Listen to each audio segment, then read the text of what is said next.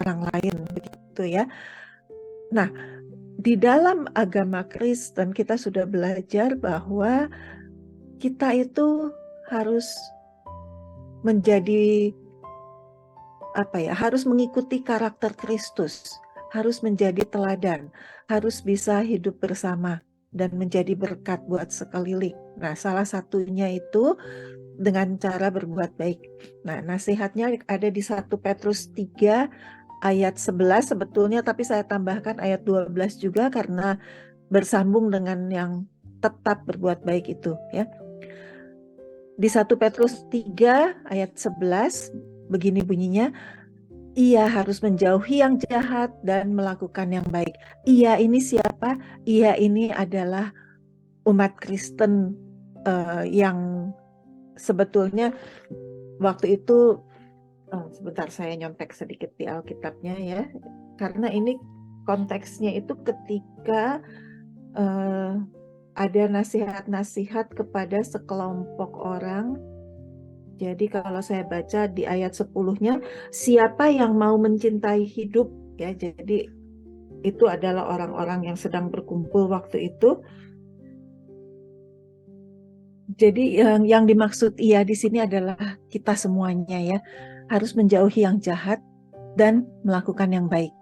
Ia harus mencari pendamaian dan berusaha mendapatkannya. Kemudian di ayat 12, sebab mata Tuhan tertuju kepada orang-orang benar dan telinganya kepada permohonan mereka, tetapi wajah Tuhan menentang orang-orang yang berbuat jahat. Menjauhi kejahatan dan melakukan kebaikan adalah panggilan setiap pengikut Kristus dalam perannya sebagai terang dunia. Itu bisa kita baca juga di Matius 5 ayat 16 tentang terang dunia ini ya. Demikianlah hendaknya terangmu bercahaya di depan orang, supaya mereka melihat perbuatanmu yang baik dan memuliakan Bapamu yang di surga. Jadi tujuan dari segala perbuatan baik orang percaya itu hanya untuk kemuliaan Allah saja. Nah, di sini kita berbeda dengan perbuatan baik yang dilakukan oleh orang-orang yang bukan pengikut Kristus ya. Kalau kita sebagai pengikut Kristus, kita berbuat baik untuk kemuliaan Allah. Kita berbuat baik untuk merefleksikan perbuatan baik Allah kepada kita.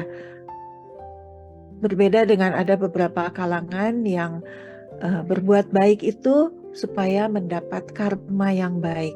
Ketika reinkarnasi nanti bisa menjadi makhluk yang lebih mulia, begitu katanya ya. Juga ada yang bilang berbuat baik itu supaya mendapatkan pahala. Kemudian pahalanya ini nanti dihitung satu persatu, dijumlahkan begitu. Lebih ke arah kuantitatifnya juga ya, tetapi kita berbuat baik karena kualitas, karena kita merefleksikan perbuatan baik yang sudah kita terima sebelumnya dari Allah Bapa kita. Tuhan Yesus Kristus itu mengajarkan kepada kita semuanya bahwa perbuatan baik itu seperti apa contohnya. Di sini Rasul Paulus ya yang menyampaikannya kepada kita di kitab Roma 12 ayat 17 dan 18. Janganlah membalas kejahatan dengan kejahatan. Lakukanlah apa yang baik bagi semua orang. Sedapat-dapatnya kalau hal itu bergantung padamu, hiduplah dalam pendamaian dengan semua orang. Mengenai ayat ini saya ingin berbagi juga tentang sebuah diskusi dengan teman-teman. Kita itu di Jawa Barat, di Unpad ya, sebetulnya termasuk kelompok minoritas. Nah, di antara teman-teman saya kuliah juga itu sering kita membahas tentang hal-hal yang rohaniah, termasuk juga membahas isu-isu yang sedang hangat ya diberitakan. Kalau sekarang sudah tidak baca koran lagi, sekarang itu kami kalau mau lihat berita-berita dunia itu sudah melalui internet ya. Nah, suatu hari beberapa tahun yang lalu ya, suatu hari kita tuh mendapat berita tentang sekelompok orang dalam hal ini beragama Islam ya di Cina yang mendapatkan penindasan. Saya tidak tahu berita itu bisa dipercaya sepenuhnya 100% atau malah provokasi ya. Sekarang kita harus berhati-hati juga kalau membaca berita atau membaca sharing-sharing di medsos itu. Kadang-kadang itu adalah provokasi saja ya. Memang mungkin ada fakta seperti itu tapi kemudian di blow up, dibesar-besarkan untuk hal-hal yang sebetulnya tidak, kejadiannya tidak berdampak sedemikian seperti yang diberitakan itu ya. Nah, waktu itu di Cina itu ada penganiayaan terhadap sekelompok umat Muslim katanya ya, itu kata berita itu ya. Lalu respon orang-orang itu bagaimana? Nah, saya jadi ikut tergelitik untuk berbagi juga di situ dengan teman-teman. Saya bilang, memang kalau di Cina itu sistem pemerintahannya, kemudian kepercayaannya juga begitu, bukan hanya umat Muslim saja ya yang mendapat penganiayaan. Saya bilang umat Kristen pun begitu. Kita pernah membaca sejarah juga ya, bagaimana kelompok-kelompok orang Kristen itu bersembunyi untuk mengadakan persekutuan di rumah-rumah yang tertutup gitu ya. Kemudian kalau ada yang ketahuan itu mendapat hukuman, dan hukumannya itu juga bukan hukuman yang ringan-ringan saja ya. Kemudian kalau ketahuan menyimpan Alkitab pun dihukum, tidak boleh membaca Alkitab. Nah, saya menyampaikan itu kepada teman-teman. Lalu salah seorang teman itu bertanya, loh kalau gitu jangan diam saja dong, kenapa tidak bertindak, kenapa tidak melawan, semacam seperti itu ya. Wah, saya terdiam di situ ya. Kenapa tidak ada yang melawan? Iya juga ya, kenapa orang Kristen itu tidak ada yang melawan? Sepertinya semua menerima saja begitu ya. Lalu ketika membaca renungan ini, saya menyadari bahwa, oh iya, waktu itu orang Kristen itu bukannya tidak bertindak, mereka bertindak, tetapi bukan dengan kekasaran yang sama, bukan dengan hujatan yang sama, bukan dengan perkataan atau kelakuan, sikap menantang yang dengan kekerasan ya.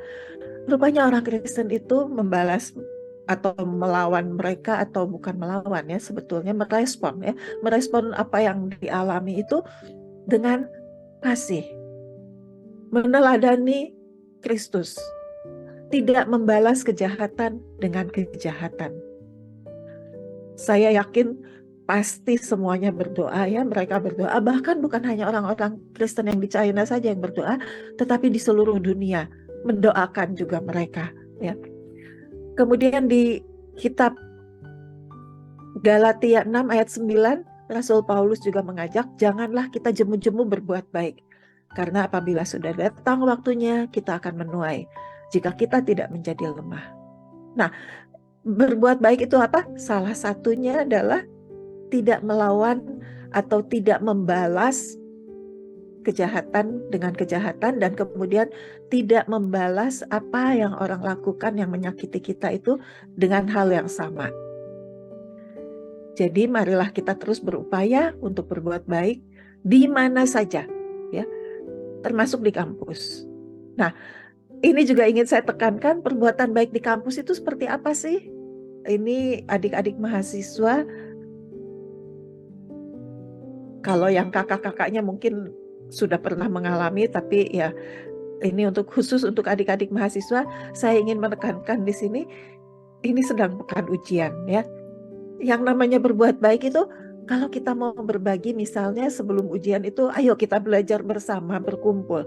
Saya punya catatan ini, catatan itu, saya punya kakak-kakak kelas terutamanya terhadap adik-adiknya punya trik-trik tertentu bagaimana untuk menghadapi ujian mata kuliah tertentu. Misalnya kita berbagi, oh kalau mata kuliah A biasanya yang ditanyakan adalah sekitar begini.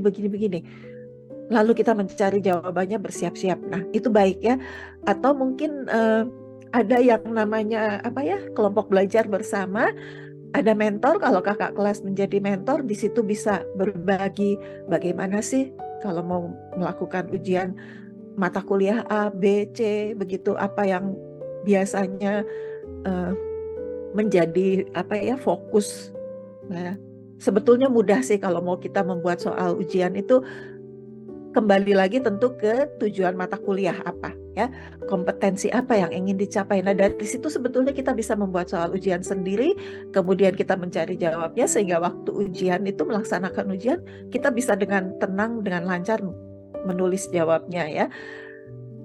Dan sekarang itu banyak juga ujian yang secara online gitu ya. Nah, kemudian termasuk berbuat baik tidak ketika di ruangan ujian. Sekarang sudah onsite lagi ya kita ujian. Kemarin saja saya mengawas ujian. Apakah ini termasuk berbuat baik ketika kita berbagi jawaban ujian kepada teman di sebelah, di belakang, di kiri, di kanan, di depan kita ya? Apakah itu termasuk berbuat baik ketika kita berbisik-bisik dengan teman kita di ruang ujian? Baik, kita renungkan saja bersama ya. Tidak perlu saya berikan jawabannya di sini. Nah, sekarang apa yang dimaksud dengan tetap berbuat baik? Ini juga berat ya. Tadi sudah saya sampaikan di awal, bagaimana orang percaya itu mengalami penganiayaan, padahal sudah berbuat baik. Ya, sudah berbuat baik, sudah hidup saleh, sudah hidup kudus di hadapan Allah, tetapi kemudian mengalami penderitaan, mengalami difitnah, mengalami kesulitan hidup. Kalau untuk mahasiswa, kesulitan itu biasanya ya dalam belajar, ya dalam pergaulan, mungkin merasa dikucilkan, merasa nggak ada teman. Tapi mudah-mudahan di kelompok PMK tidak ada yang demikian ya, karena ada wadahnya di PMK, itu tempat kita semua berkumpul, saling curhat, saling menghibur, saling menguatkan. Nah, apa sikap orang percaya dalam menghadapi segala tantangan semacam itu? Kita baca di 1 Petrus 3 ayat 17, ini ayat sumber utama untuk judul tetap berbuat baik ini ya. Sebab lebih baik menderita karena berbuat baik, jika hal itu dikehendaki Allah, daripada menderita karena berbuat jahat. Nah, di sini juga ketika saya membaca ayat ini, oh, rupanya orang yang berbuat jahat pun bisa menderita ya. Dan saya membayangkan penderitaan orang yang berbuat jahat itu terutama karena perbuatan jahatnya. Saya sering kembali lagi ke diri saya ketika saya sudah berbuat sesuatu yang tidak baik. Kalau berbuat jahat sih sepertinya saya nggak merasa deh pernah berbuat jahat gitu ya. Tapi berbuat tidak baik itu pernah saya lakukan ya. Dan memang itu ada yang namanya guilty feeling. Jadi saya merasa, aduh, kok saya kenapa tadi begitu ya? Kenapa saya begini ya? Ya, jadi ada itu seperti perasaan itu tuh menghilangkan sukacita di hati, membuat saya murung seperti itu. Ya, itu ya karena saya sudah berbuat tidak baik, jadi ya sudah lumrahlah kalau saya katakanlah menderita gitu ya. Tapi kalau setelah berbuat baik terus tetap menderita juga, banyak orang yang protes kepada Tuhan kita ya, kepada Allah. Tuhan, kenapa diberi kesempatan saya untuk mengalami hal seperti ini? Ya, saat ini saya punya seorang teman cukup dekat ya, teman dekat sebetulnya teman dekat semasa saya di kuliah ya, semasa saya mahasiswa. Teman ini suaminya itu sakit kanker dan sekarang sedang dirawat di rumah sakit setelah operasi yang pertama dan setelah serangkaian kemoterapi ya. Padahal teman saya ini baik banget. seorang yang penuh perhatian, seorang yang sering berbagi, dan kebetulan karena dia berasal dari keluarga yang berada ya, bukan hanya berbagi sharing-sharing seperti ini dalam hal apa ya, yang lebih ke arah sikap spiritual seperti itu, tapi juga sering berbagi dalam hal materi, sering membawa makanan, kalau ada orang yang kekurangan juga menyumbang begitu ya. Nah, heran kok bisa sampai suaminya itu diberi penderitaan semacam ini ya. Berbobot badannya saja sudah susut, saya kira lebih dari 10 kg ya. Minggu lalu saya menjenguk di rumah sakit, kelihatan sekali sudah ya kurus begitu ya. Tapi rupanya kita belajar ya bahwa bukan karena kita sudah berbuat baik dan hidup saleh kemudian kita mengalami penderitaan. Tetapi kita belajar ya, kita menderita karena berbuat baik itu lebih baik kata Allah ya, daripada kita menderita karena berbuat jahat. Jadi kalaupun orang percaya mengalami penderitaan karena ia berbuat baik, maka orang percaya tidak boleh berkecil hati karena penderitaan itu adalah sebuah karunia. Dan mengalami penderitaan kemudian bisa melawan atau mengatasi penderitaan itu, bisa tetap bersukacita di dalam Tuhan, di dalam penderitaan itu adalah sebuah karunia. Bukan karena kekuatan kita sendiri, tapi kita tahu ada Roh Kudus yang menyertai kita, yang mendampingi kita, yang menolong kita di dalam setiap keadaan kita. Ya.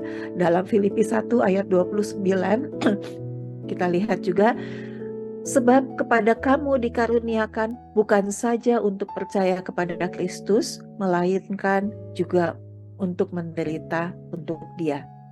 Jadi ketika ada seseorang yang berbuat jahat, kalau upah dari kejahatannya itu terwujud dalam penderitaan, sepertinya itu lumrah begitu ya. Memang layak ia mendapat hukuman itu dan menderita atas kejahatan yang telah dilakukannya itu. Lalu bagaimana bila seseorang yang biasa melakukan perbuatan baik di mata Allah, sesuai dengan firman Tuhan, sesuai dengan teladan Kristus, tapi kemudian dia harus menderita. Sama seperti Kristus juga ya, Kristus juga menderita karena perbuatan baiknya, karena perbuatan tidak baik kita, perbuatan jahat manusia ya, anak-anaknya ya. Penderitaan ini adalah kasih karunia Allah yang mengizinkan semua itu untuk terjadi. Perhatikan kata mengizinkan ya. Jadi memang Allah mengizinkan kita mengalami penderitaan. Dan untuk itu kita mendapat karunia dari Allah ya. Dalam menghadapi penderitaan karena kita berbuat baik, orang percaya dapat berseru kepada Tuhan seperti Daud yang dituangkan di dalam kitab Mazmur 73 ayat 29. Sekalipun dagingku dan hatiku habis lenyap, gunung batuku dan bagianku tetaplah Allah selama-lamanya. Jadi kita punya gunung batu, ketika kita mengalami penderitaan, jangan berhenti berbuat baik. Kita tetap berbuat baik, terus berbuat baik walaupun mengalami penderitaan. Baik, demikian yang bisa saya bagikan. Mari kita bersama-sama berdoa. Allah Bapa kami mengucap syukur kalau pada pagi ini bisa bersama-sama berkumpul untuk saling berbagi. Ya Bapa, Engkau sudah memberi teladan kepada kami, bagaimana kami bisa berbuat baik, bahkan tetap dan terus berbuat baik sekalipun kami mengalami penderitaan. Sekalipun Engkau sudah mengizinkan kami untuk mengarungi berbagai penderitaan ini. Ya Bapa, kami mengucap syukur untuk Roh Kudus yang sudah selalu menolong kami, mendampingi kami melalui segala jalan-jalan kami, baik dengan yang penuh dengan sukacita, yang penuh dengan kesenangan, maupun yang kami sebut penderitaan. Di dalam nama Tuhan Yesus kami mengucap syukur dan berdoa. Amin.